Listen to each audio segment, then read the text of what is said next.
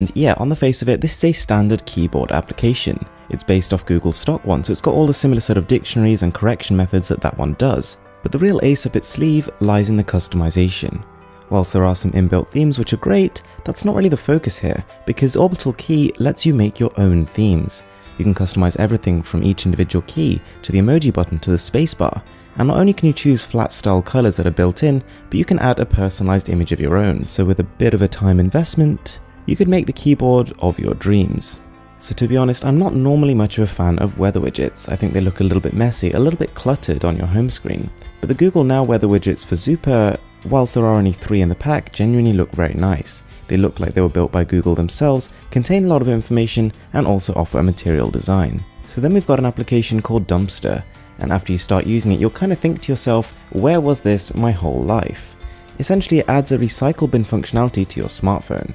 So all those times you accidentally delete a photo or video that you really genuinely wanted to keep, you go into the Dumpster application, tap on it, and then click restore. With the free version, you're pretty much limited to that. But with the premium, you've got the option to back up everything you delete onto the cloud, which is a double-edged blade really, because you've got the security of having everything backed up, but at the same time it's not going to clutter up your phone. So then we've got a wallpaper application called Frame, and the wallpapers here are genuinely really high quality. They've got a consistent theme of minimalism, of cleanliness, a bit of industrial design thrown in there, and the user interface is just beautiful.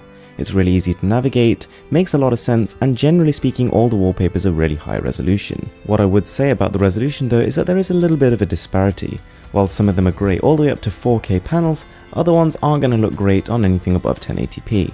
So next up we've got Radon, and at least right now it's kind of hard to tell if this is going to be the next big thing or just a bit of a novelty, but it allows you to share any file, so it could be video links, photo links, online documents, using ultrasound.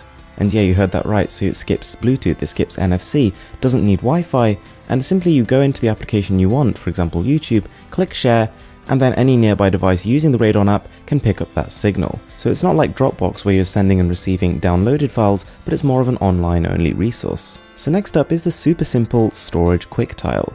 So for those of you running a more up-to-date version of Android where you can customize your quick settings, you simply install the app and it'll appear in your quick settings bar.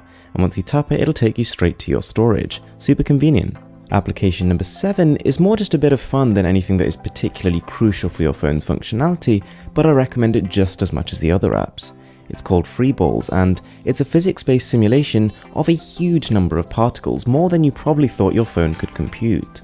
It integrates the gyroscope, the accelerometer, touch-based controls, and you can customize a huge amount of things, and it's just incredibly soothing and also incredibly interesting just to see how you can manipulate the particles. So since my original video on how to customize your Android phone, a lot of you guys have been asking me what do I recommend for the best black and white icon pack. And yes, we've got the classic, which is Wycons, but we've also got one here called Casat Mata UI. And it's probably not quite as striking, but the muted tones actually help it suit better in more industrial minimalist setups. It's very clean, but you just need to make sure you pair it with a wallpaper that lets the icon stand out. Next up, Ivy. And in my opinion, this is the #1 sidebar for your smartphone.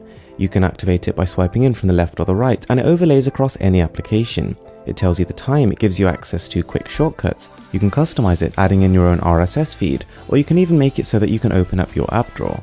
So then we've got Movies, and this is a all-in-one visualizer for your smartphone. It displays on your navigation bar and surprisingly doesn't actually require root. So once you've installed it, every time you play a piece of music or watch a video in applications like YouTube or Spotify, it will show an audio visualizer which responds to the music that's playing. It's not particularly revolutionary, but it is one of a kind, and it adds a little bit more interest to what's going on your phone screen. So guys, there we have it. Those were 10 amazing applications